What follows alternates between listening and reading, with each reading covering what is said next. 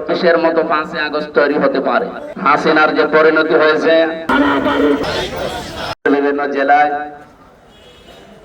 যে কর্মসূচি ঘোষণা করা হয়েছে আজকে তার বাস্তবায়ন 10:30টায় আমাদের মিছিল আরম্ভ হওয়ার কথা, এখন শুরু হবে ইনশাআল্লাহ।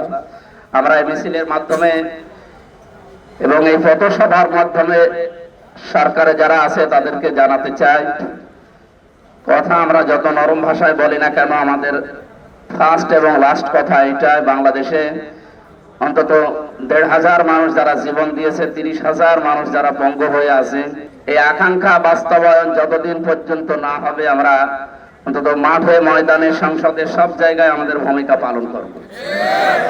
সর্বশেষ আপনারা দেখবেন সোজা আঙ্গুলে যদি ঘি না ওঠে আমাদের বাধ্য হয়ে আঙ্গুল বাঁকা করা লাগবে।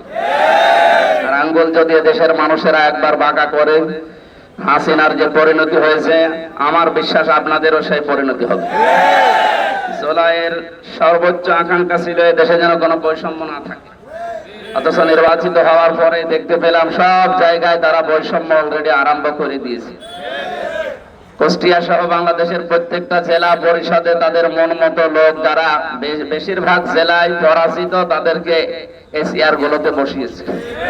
এরকম প্রত্যেকটা জায়গা আমরা দেখতে পাচ্ছি। যতগুলো অফিস আদালত আছে মেধার ভিত্তিতে না দিয়ে এরা এখন কোটার ভিত্তিতে দেওয়া আরম্ভ হয়েছে।